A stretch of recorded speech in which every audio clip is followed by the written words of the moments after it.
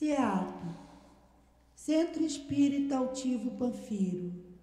Uma casa de amor. Bom dia aos nossos ouvintes. Que Jesus abençoe a nossa manhã de estudos. Vamos continuar com o livro Memórias de um Suicida e vamos ler o Evangelho. Ninguém pode ver o reino de Deus se não nascer de novo, é o capítulo 4.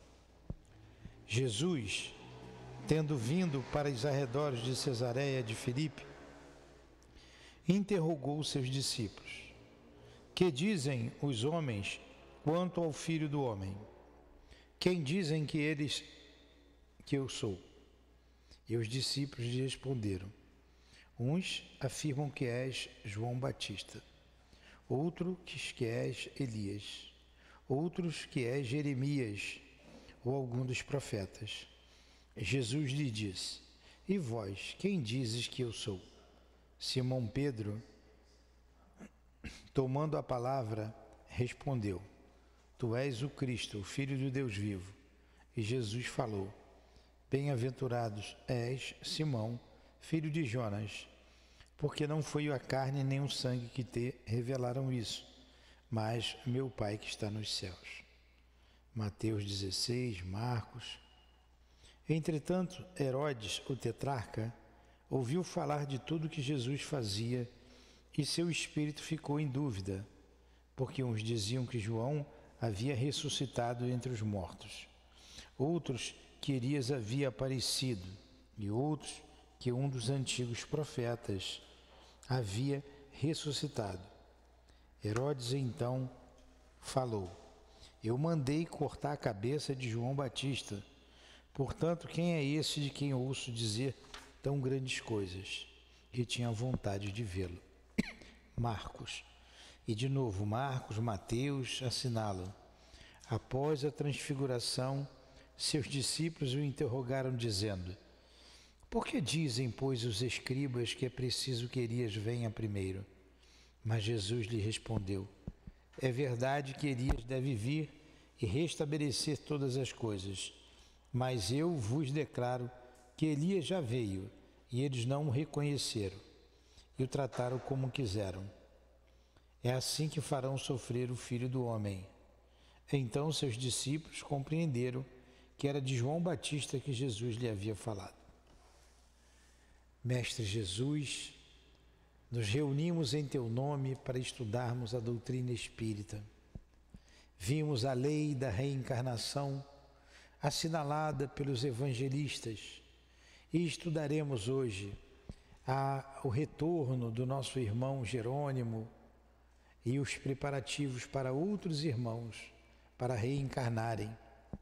Fato que já acontece conosco, Senhor, que aqui estamos na terra. Ajuda-nos a compreender esta lei, a compreender o que nós encarnados estamos fazendo aqui. E com o teu Evangelho, não nos deixe nos perder, com o teu Evangelho e com a doutrina espírita. Por isso, enviai os teus mensageiros de amor, o nosso irmão Leon Denis, responsável por esta obra, junto com a irmã Ivone e o Camilo. Em nome desses irmãos queridos, em nome de Allan Kardec, do nosso irmão altivo e da coluna de espíritos que dirige o nosso SEAP, evocamos as nossas irmãs queridas, a minha amada Lourdinha, para que em nome desses espíritos, novamente, em nome do amor, em nome do nosso amor, Maria de Lourdes, do teu amor, Jesus, e do amor de Deus acima de tudo, iniciemos os estudos desta manhã. Que assim seja.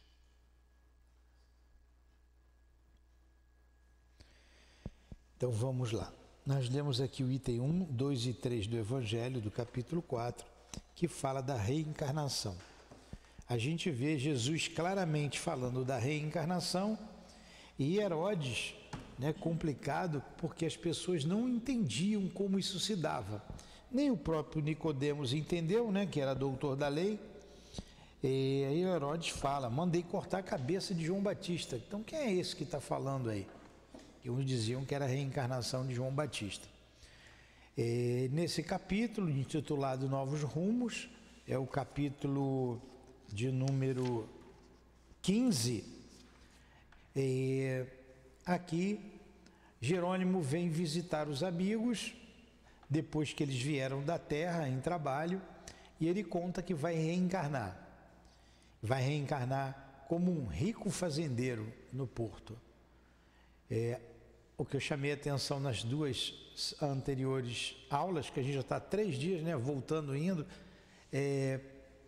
foi bom porque eu vi numa desses retornos aqui ao estudo, a expiação da riqueza, lembra? Ele ia ficar rico e é uma expiação.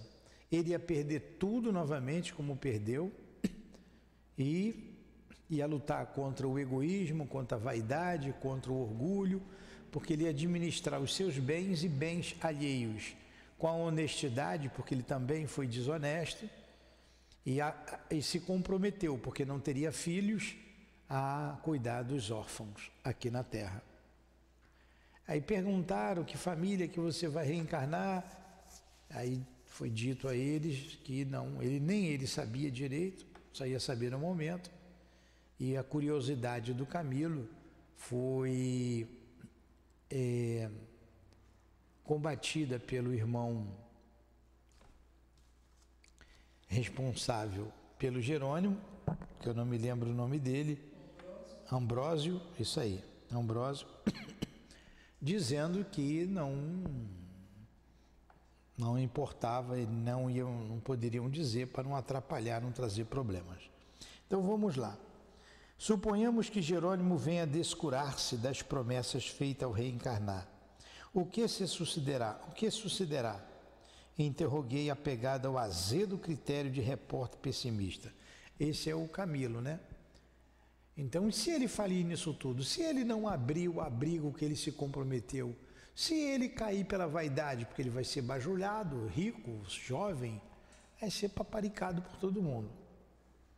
Aí vem a resposta. A consciência inquietá-lo-á perenemente e mais tarde, regressando à espiritualidade, se envergonhará de ter faltado com a palavra, compreendendo, ademais, a necessidade de cumpri-la em uma nova migração terrena. Esperamos, no entanto, que tal não aconteça, no caso em apreço. Jerônimo possui o principal fator para realizar o prometido, a boa vontade, a ternura pelo órfão abandonado. Olha, espero que ele não tenha falido, né? A gente agora espera isso, que já foi, já voltou. Mas como sempre fazemos, e nós estamos reencarnados, os nossos guias, e nós dissemos para eles também, espero não falir. E nós planejamos a nossa reencarnação. E eles disseram, espero que vocês não falham, vamos estar junto de vocês. Aí vamos lá para alguns fatores, né? Família, vocês todos têm família, o lar, o trabalho profissional, a formação, essas coisas todas. Porém, tem um fator muito importante na nossa vida, que é Deus. Abaixo de Deus, o Cristo. Abaixo do Cristo, a doutrina espírita, não é? Então nós temos aqui, quando o guia da casa traz uma mensagem e assina dizendo, um trabalhador do Cristo, ó, ele não falou um trabalhador da casa, um trabalhador do Cristo. Nós trabalhamos para o Cristo. Esse é um compromisso que nós assumimos. E assumimos numa casa espírita. Tanto que vocês são egressos de outras casas, como eu sou egresso de outra. Essa casa caiu de paraquedas na porta de vocês. Está na portinha de vocês. A casa tem tudo que a gente precisa, só sai por orgulho. Não adianta dizer que saiu daqui com raiva do presidente, com biquinho, com melindre. É orgulho, orgulho puro. A casa está aí aberta, com trabalho, com estudo, tem trabalho para todo mundo, não é empecilho para ninguém. Não é empecilho para ninguém. E se chegou aqui é porque tem compromisso aqui com o grupo, com o local, com os espíritos da área. A espiritualidade não iria... Claro, o homem materializa o pensamento deles. Uma casa daquele tamanho, que está sendo feita aqui do lado. Estou todo empolado de mosquito, vim de lá agora. À toa. Não, nós temos compromisso. E nós nos comprometemos. Aí nós estamos estudando aqui o quê? Os desertores. Está lá no Obras Póstumas. Imagina a gente chegar lá como... E aí? Não deu, o Newton é muito chato, não aguentei o Newton. Não aguentei seu Newton. É mesmo, você não aguentou seu Newton? Olha lá as crianças lá. Olha o que você deixou de fazer. Aí vai ter que voltar. Exatamente o que ele disse aqui para o Jerônimo. A consciência inquietá-lo-á. Então a consciência vai nos inquietar. Mais tarde regressaremos à espiritualidade envergonhados de ter faltado com a palavra, compreendendo ademais a necessidade de cumpri-la em uma nova migração terrena. Necessidade de cumpri-la numa nova migração terrena. Vai ter que voltar de novo. E começar tudo novamente, passar pelas mesmas dificuldades. Vai encontrar outros Newtons pela frente, porque a gente se milindra à toa. Tem que vencer isso para poder trabalhar, para poder fazer a parte que nos toca. Se estamos aqui é porque deixamos de fazer lá atrás, ou fizemos errado. Retornamos. Poxa, facinho, na nossa porta, na minha, na de vocês. Imagine o seguinte... Se não tivesse essa casa aqui, se ela não tivesse começado, vamos pensar na nossa casa. Você estaria lá no Bezerra ainda? Eu estaria fazendo o trabalho que eu estava fazendo. Eu estaria fazendo o trabalho que eu estava fazendo. Você estaria lá no outro? Né? Enfim, e será que era aquele trabalho que tinha que fazer? Mas quem ia responder? Aquele que teria que abrir, aí eu iria responder. Não, mas eu não quis fazer, eu ia ter um monte de motivo. Tudo bem, você usou o teu livre-arbítrio. Você achou melhor correr na praia, continuar correndo na praia como eu fazia, todo dia. Cedinho. Tudo bem, Aleia, você correu na praia, nadou e morreu. Hã? E morreu na areia, e morreu, porque vai morrer do mesmo jeito. E provavelmente morria antes até do tempo, né? De ataque cardíaco lá, de tanto que o coração vinha na boca batendo. E agora? Aí você vai lembrar, putz, é mesmo. Então vai voltar. Agora voltar quando, em que condições, em que situação? Aí a Lurdinha que eu tanto amo foi embora, não vai dar para voltar junto dela, com ela, e aí?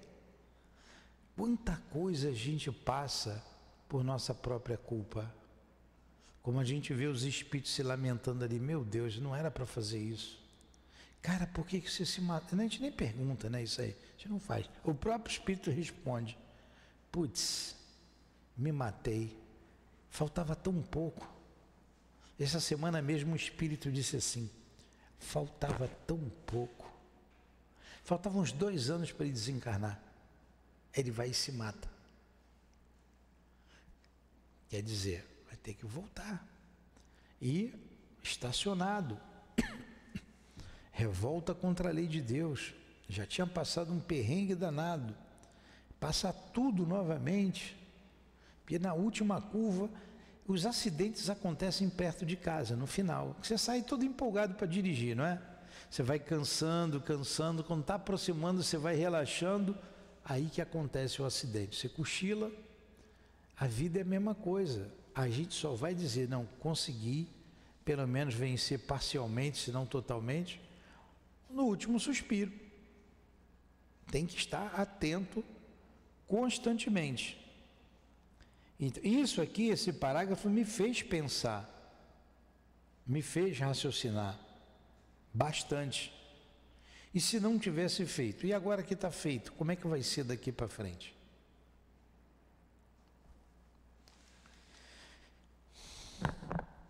Subitamente, em meio do rápido silêncio que se verificou em seguida, Belarmino, cujos sentimentos delicados o leitor já teve ocasião de apreciar, levantou o olhar interessado para o futuro capitalista do Porto e interrogou afetuosamente: que notícias darás aos amigos da tua Margaridinha?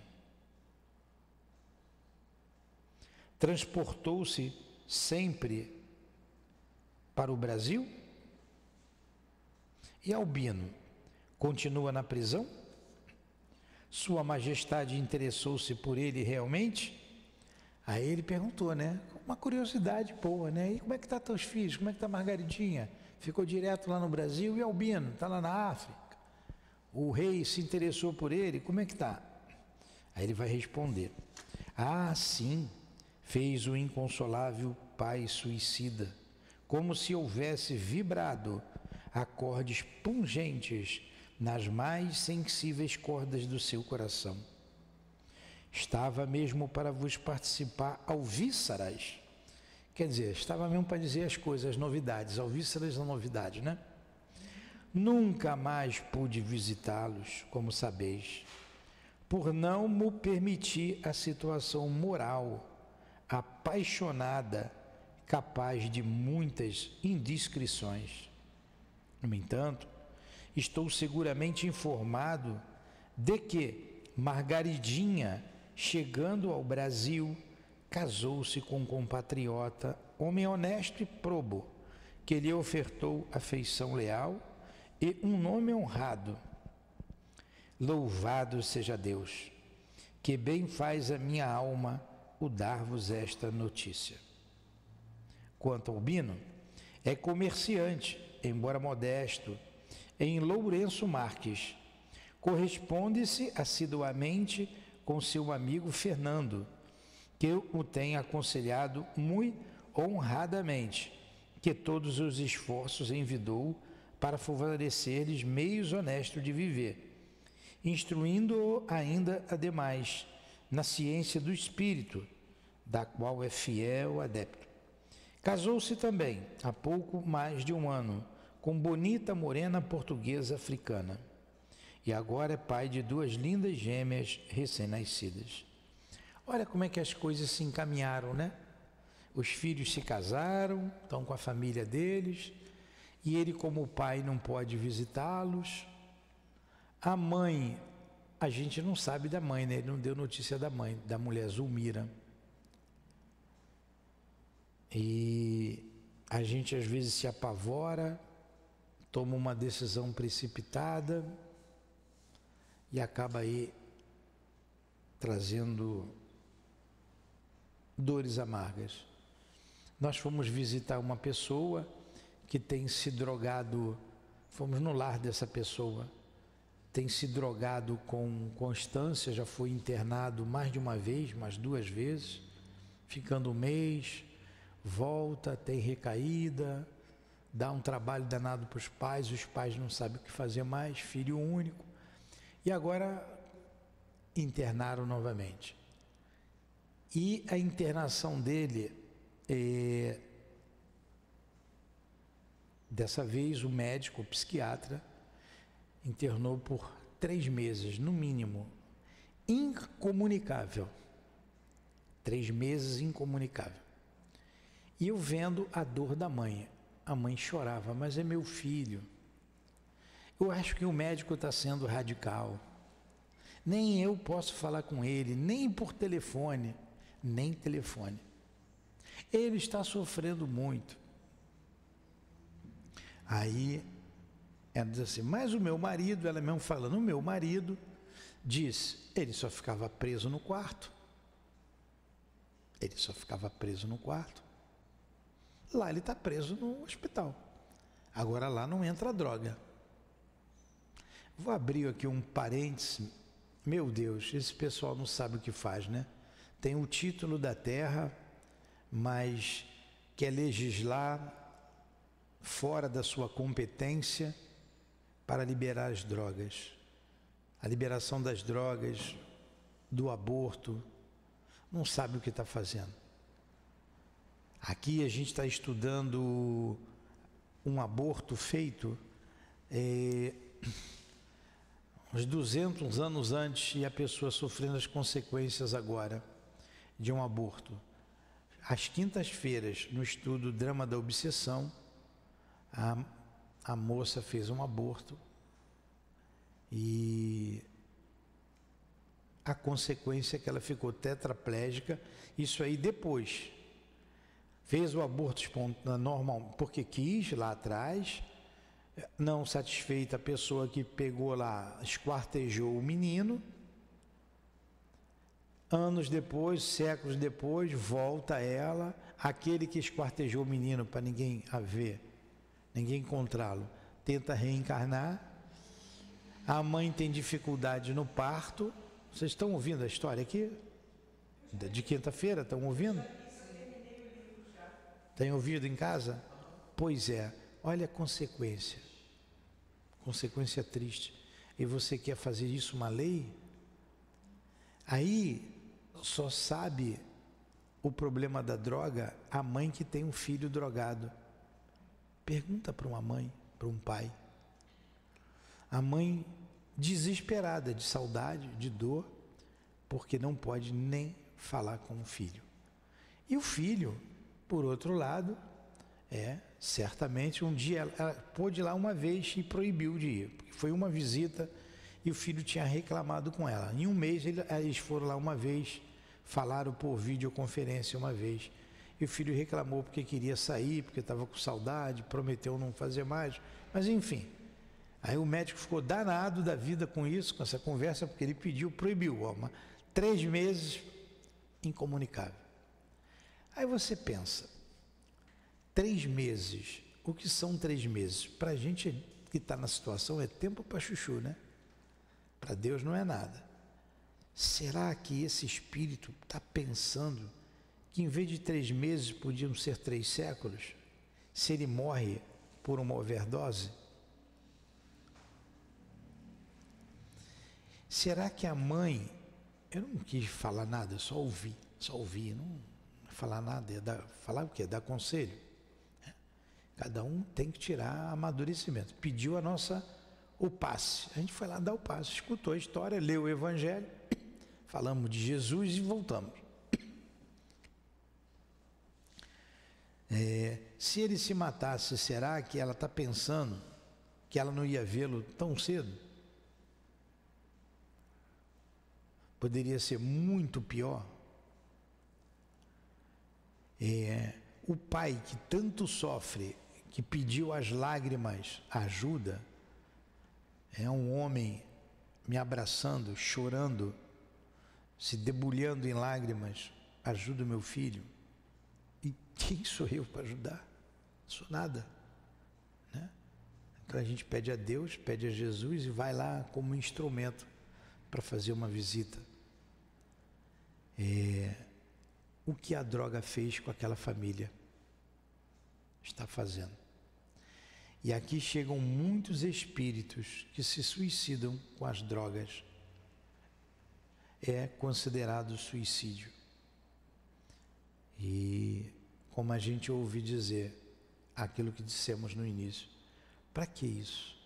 Por que eu fiz isso? Não tinha necessidade. Eu tinha tudo.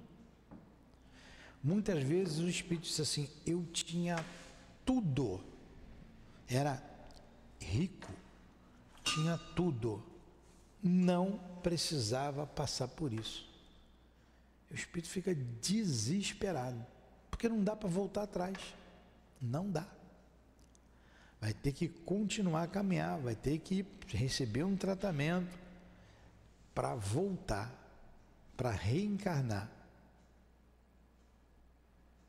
E com o esquecimento do passado, vai ter que lutar contra o vício que está marcado na alma dele.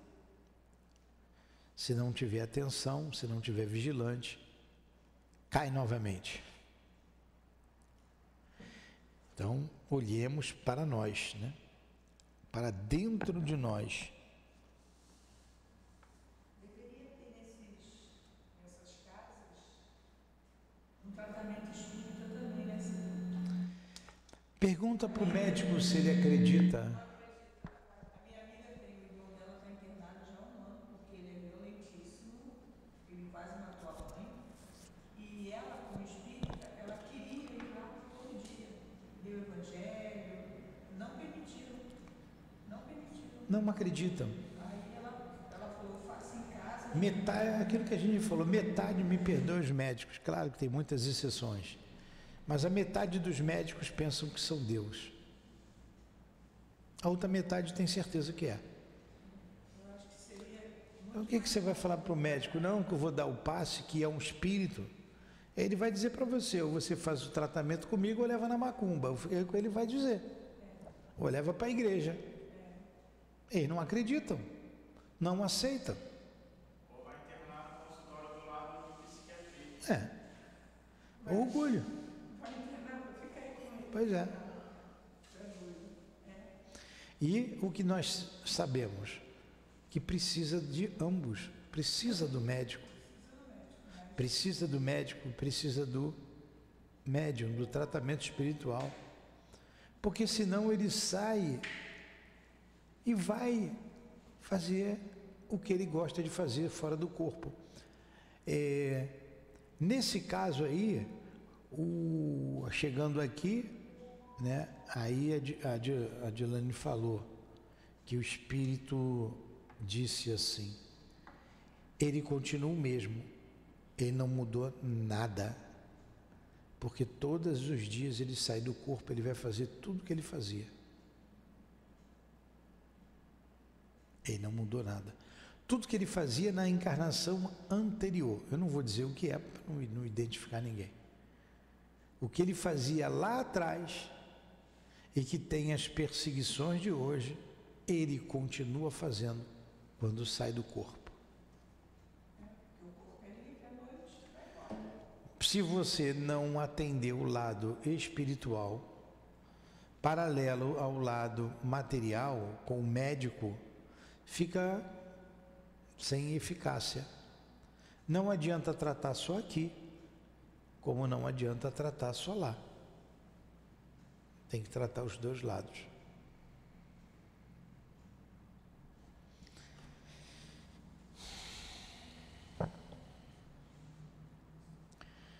Tu os vês de certo, ó Jerônimo, se bem os não os visite, né? Tu os vês de certo, ó Jerônimo, se bem os não visite. Interroguei, partilhando a saudade que transparecia de suas expressões. Eu tenho ideia do que é essa saudade. Quanta saudade eu tenho da Lourdinha. Quanta saudade. Agora imagine se eu não pudesse mais vê-la. Por problema meu. Por erro meu. O que eu ia fazer? A não ser chorar, sofrer. Sim, amigo Botelho, vejo-os por meio dos aparelhos do irmão Santarém, e é como se o visse de bem perto e com eles falasse, pois isso me é permitido. Quanto a Zulmira, cúmplice, falou da Zulmira aqui, cúmplice infeliz dos meus desatinos, termina a sua desgraçada vida amparada pelas 2 filhas mais velhas, as quais não se negaram, mercê de Deus, socorrê-la quando as procurou. Tentou interceptar a ida de Margarida para o Brasil, sem o conseguir. Pobre Zulmira, Amava tanto, meu Deus. Olha o amor que ele tinha por Zulmira. Mesmo vendo os erros dela, continua amando. Fui o responsável por suas quedas. Também a ela devo reparações que mais tarde provarei com o favor do céu. Agora, provavelmente a Zulmira, numa outra encarnação, iria voltar, né? Se não voltou, com a Margaridinha, né? A ligada à Margaridinha, né? Não é necessário, porque a Margaridinha, pelo que eu entendi, ela Ficou bem, né? seguiu bem. 2 dias depois, Roberto de Canalejas voltou a visitar-nos de posse, deu um convite de irmão Teócrito para a noite.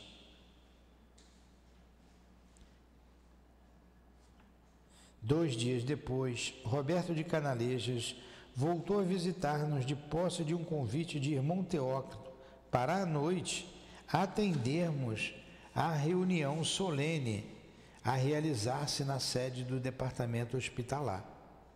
Tratava-se, dizia o moço Canalejas, de uma cerimônia de despedida, durante a qual seríamos desligados da tutela do departamento e considerados habilitados para outros carreiros em busca das reparações para o serviço do progresso. Dos bairros anexos aos hospitais, seguiriam antigos tutelados a assistirem ao importante conclave que a todos profundamente interessava. Como será fácil entrever, a movimentação era intensa nesse crepúsculo em que todas as dependências do grande departamento enviavam contingentes de espíritos considerados aptos ou necessitados dos prélios terríveis da renovação carnal expiatória, devido ao crime da maior infração da criatura face do seu Criador. Vocês entenderam isso que eu li? Ficou alguma dúvida? Pela primeira vez, penetrando a sede do departamento, onde Teócrito mantinha os gabinetes de direção e trabalhos que lhe eram próprios, fomos surpreendidos pela majestosa estruturação interior do mesmo, a qual apresentava, como os demais, o estilo português clássico, de grande beleza e sobriedade de linhas. Ao chegarmos, éramos gentilmente encaminhados à vasta e modelar sala de assembleia, à maneira de câmaras representativas, onde as tribunas dos discursantes seriam ocupadas pelo grande público, isto é, por nós outros, os tutelados, cabendo o nível aos diretores, como em anfiteatro. Sobrepunha-se ao cenário, não destituído de magnitude singular pelo iluminado que se diria jorrado do exterior, e irrisando o ambiente de miríficas graduações branco-azuladas. Então eles foram lá para o cenário, né? Foram para o lugar previsto lá para a reunião. Pouco a pouco encheu-se o recinto. Os lugares reservados às sessões eram rigorosamente separados por linhas divisórias, tornando-se as arquibancadas ou tribunas como grandes camarotes destinados a classes sociais diferentes. Ali, porém, se não era social a diferenciação existente, era, não obstante, moral e vibratória, o que quer dizer que os grupos que enchiam cada camarote harmonizavam-se satisfatoriamente, apresentando grau idêntico na escala das responsabilidades, dos méritos e deméritos, enquanto conosco assim acontecia. os responsáveis pelas diferentes dependências do grande departamento mantinham-se ao lado do seu diretor, isto é, de Teócrito. A tribuna de honra situada no nível da sala. Assistentes e vigilantes, por sua vez, acompanhavam os internos das arquibancadas, com estes fraternalmente ombreando quais modestos espectadores. Coisa interessante isso, né? É de acordo com a vibração. E realmente não dá para você misturar, não dá. Vibração diferente, a gente já sente. A própria vibração que tem aqui na evangelização, por exemplo, você vem a criança que não está acostumado, chega pela primeira vez, ela destoa completamente. Então a gente precisa de uma sala somente com essas crianças, senão atrapalha as outras. Tudo bem até aí?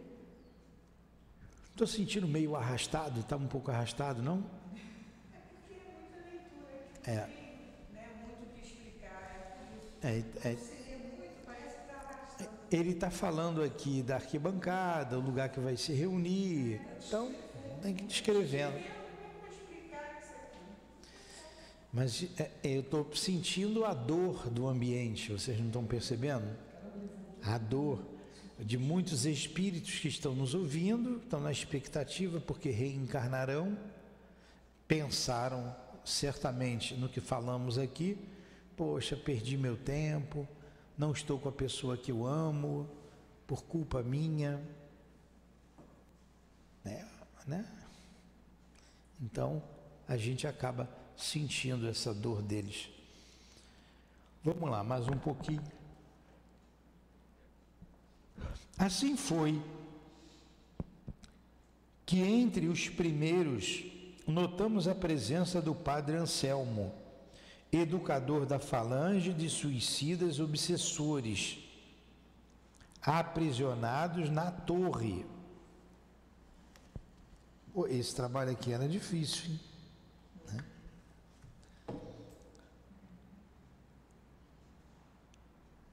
De irmão Miguel de Santarém, o abnegado conselheiro do isolamento. De irmão João, o venerável ancião, guia paciente e caridoso da triste falange do manicômio.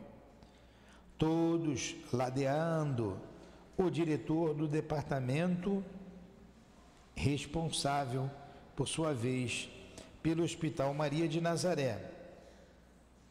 Ao passo, que é o irmão Teócrito, né? Ao passo que seus assistentes se mantinham conosco, exceção feita de Romeu e Alceste, que, como iniciados, pertenciam à gradação mais elevada na hierarquia espiritual, não obstante a qualidade de discípulos de Teócrito. De longe, podíamos bem distinguir a claridade argêntea que descia de majestosa cúpula. Alguns antigos companheiros, como Jerônimo, cabisbaixo e pensativo, como Agenor Penalva, o obsessor convertido, sob cuidados de Padre Anselmo e Olívia de Guzmán, depois de 38 anos de pacientes esforços. Isso é que é paciência, hein? 38 anos doutrinando o espírito ali, e cujas feições severas, duras, dir-se-iam traduzir desconfianças, expectativa ansiosa e sombria, pavor indefinível. Em meio à augusta simplicidade, no entanto, foi que se desenrolou a magna cerimônia. Nenhuma particularidade ou traço de ineditismo surpreendeu nossas atenções ávidas do sensacionalismo mórbido da terra. Praza aos céus que um dia os homens encarnados, responsáveis pelos graves problemas que agitam a humanidade, aprendam com os espíritos a singeleza que então tivemos ocasião de apreciar, quando se reunirem em festividades ou deliberações. No entanto, tratava-se de uma sessão magna, em a qual se desenvolveriam destinos de centenas de criaturas que se deveriam recuperar do erro a fim de marcharem para Deus. Então a reunião se tratava sobre a reencarnação, né? De um grupo de espíritos, algumas centenas de espíritos. Uma reunião importante. Alguma coisa? Aí a gente vê a ignorância do homem, né?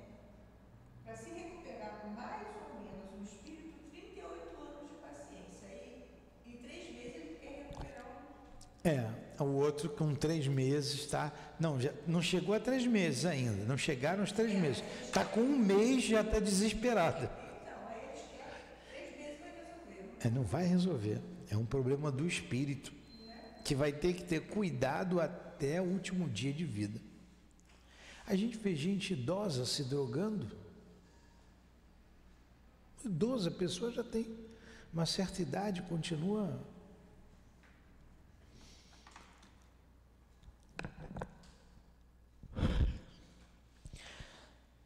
Efetivamente, Teócrito levantara-se, deixando irradiado o semblante fino, quase translúcido, um sorriso amável para seus pupilos, como se muito fraternalmente os saudasse.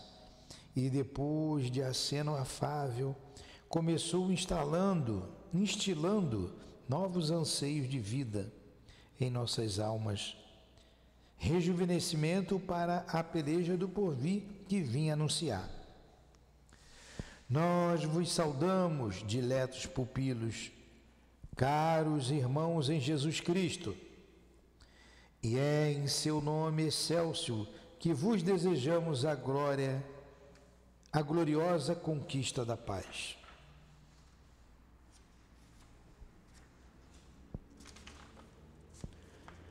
A voz do insigne diretor, porém, ou as vibrações do seu pensamento generoso em nosso favor, o qual entendíamos como se tratasse de sua voz, chegava ao nosso entendimento doce e murmurante, quase confidencial. No entanto, a grande assistência ouvia-o nitidamente, sem que um só monossílabo se perdesse. Espanhóis afirmaram mais tarde que o orador falara daquela noite em seu idioma pátrio, havendo até mesmo expressões costumeiras do lar paterno, deles conhecidas desde a infância, o que muitos comovia e sensibilizavam. Nós, os portugueses, porém, contestáramos, pois o que ouvíramos fora o bom português clássico de Coimbra, ao passo que os brasileiros presentes pretendiam ter ouvido o suave e terno linguajar das plagas nativas, com seus acentos próprios e o sotaque que tanto desagrada em Portugal. Olha, cada um ouviu na sua língua, né? Agora, de um jeito ou do outro, foi escrito aqui no Brasil, né? E sincero encantamento a toda assistência impregnava de lenientes emoções. Ele, não obstante, prosseguiu. Lembra Pentecostes, né? Cada um escutando na sua língua. Não sois estranhos, meus amigos, ao móvel da presente reunião. É o vosso futuro que aqui se delineia, o destino que vos aguarda, que será concertado em programação que devereis não apenas conhecer, mas acima de tudo estabelecer e aprovar. Desde o dia em que os umbrais desta colônia correcional se descerraram por ordens do alto, a fim de vos recebermos e hospedarmos, tendes vivido entre as alternativas de um hospital-presídio. Em vosso próprio benefício o fizemos, porém, para que mais fundas não se tornassem as vossas desgraças, mais ríspidas vossas responsabilidades nos desvios das inconsequências funestas que fatalmente vos teriam absorvido totalmente, por séculos de gravíssimas transgressões, não fosse a intervenção caridosa do pastor imaculado, que partiu à vossa procura, ansioso por vos trazer ao aprisco. Agora, vamos ver aqui, ó, ansioso por trazer o aprisco, e olha o que ele disse: vocês estão aqui nesse hospital prisão. O menino lá também não está no hospital prisão? Ele não pode sair de lá. Se ela lesse essa obra, pelo menos este capítulo, a mãe, ela compreenderia a necessidade dele estar lá. E quantos anos eles ficaram aqui sem poder ir à terra ver seus entes queridos? Então, é necessário esse isolamento para o reequilíbrio do doente, para a recuperação do doente. Aqui não é a cópia de tudo que tem lá? Olha aí o médico agindo certinho. Ele pode não ser espírita, mas estão sendo inspirados, né? Ele tem que se isolar, porque em casa tem as facilidades. Eu descobri com esse amigo, eu não sei se eu posso falar aqui, não vou falar a rede, mas pede lá o sanduíche, estou com fome, aí pede lá o hambúrguer, o que quiser, e dentro da sacola do alimento a droga vai, tem um código. O pai descobriu. Então ele vai lá e pede o lanche: mamãe, estou querendo lanche, vou comer uma pizza, vou botar uma pizza. Ah, aquela pizza 7,21. Estou chutando aqui, não sei nem se é 7,21. Aí o cara já sabe, né? Vai a pizza e vai também a droga. A droga chega e o pai, a mãe, não está nem sabendo que o filho no quarto está se drogando. Não pode ficar sozinho, tem que ser isolado. O tratamento tem que ser rígido, tem que ter disciplina. Se fosse lá, o médico ainda botava para capinar o quintal todo dia, né? Só vai comer o que plantar. Ah, mas vai demorar a nascer, então você vai emagrecer. Porque senão não ficar sozinho, pira. Eu não sei as atividades que se tem lá, né? Com certeza tem atividade, porque esses tinham atividade direto, né? Então estão fazendo aqui igualzinho. A primeira coisa que eles fazem é retirar aqueles elementos do organismo, passa por uma Limpeza, né? Orgânica. Desintoxicação, então precisa de meses para isso. E aí depois deve ter outro tipo de tratamento que aí certo ele vai liberar para poder ir, porque aí ele já vai estar limpo. Mas se ele é assim tão difícil, aqueles que são tão difíceis, precisam de muito tempo. Aí você viu o tratamento, a necessidade de tratamento espiritual, porque tem os perseguidores que o incentivam à droga, tem os que se locupletam com ele. Então é todo um conjunto de fatores. Todo um conjunto de fatores. Intercedendo por ele. É isso aí. Lembra quando Jesus disse a parábola da ovelha perdida? Sim. Pois é.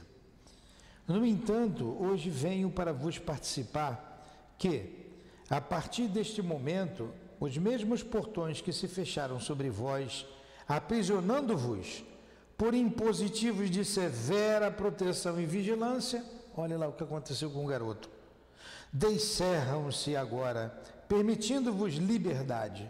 Sois livres da tutela do departamento hospitalar, meus irmãos. Tudo quanto a estes hospitais e a estes presídios competia tentar a fim de vos auxiliar na emergência crítica em que estáveis embaraçados, foi realizado. Quer dizer, a gente já fez tudo que tinha que fazer por vocês. De agora em diante, novas tentativas se impõem no vosso trajeto. Novos afazeres e condições de vida reclamam da vossa parte atividades e energias que sinceramente desejamos sem esmorecimento nem tibieza, pois já tereis bem compreendido que jamais haveis de morrer, jamais conseguireis desaparecer da frente de vós mesmos ou da frente da criação ou do universo. E isto acontece porque sois criaturas emanadas do fluido eterno da mente divina. Em vós reside a vida eterna daquele que vos concedeu a glória de vos criar à sua semelhança, o que equivale dizer que sereis como ele é, por toda a eternidade. Vede que, possuindo vida eterna, finalidade gloriosa, reclama vossa presença no seio da eterna pátria, onde o soberano Senhor do universo mantém a intensidade da sua glória. Caramba, o que eles devem ter sentido nesse momento, hein? Pô, estou livre, cheguei aqui, eu estava preso, estavam doidos para sair, agora, de repente, livre para quê? O que eles vão fazer? Não dá mais. Vão voltar para a terra? Alguns sim. Só se for em trabalho, né? Vão reencarnar? Alguns. Pois é. Você vai ver aqui que coisa interessante. Gente, já deu 1 hora aí de estudo. Eu tenho que parar. Tá bom? Agora ficou bom o estudo, agora que esquentou. Olha, eu vou lhe permitindo a liberdade. Eu vou só sublinhar aqui, não vou voltar aqui não. Semana que vem vocês lembrarem, na página 374, quando ele fala, sois livres da tutela. Aí a gente começa aqui, vede, possuindo a vida eterna. Não é aqui que a gente parou agora? A gente vai aqui no verde.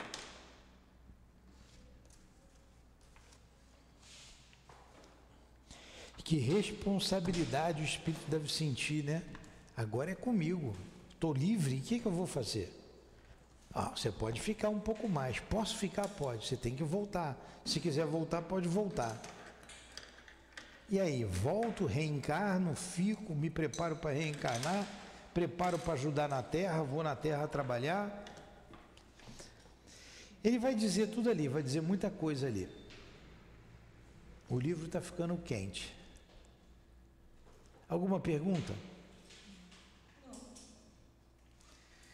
Então vamos agradecer a Deus. Obrigado, Senhor da vida, pela vida. Já estamos vivos, não tem mais como voltar atrás.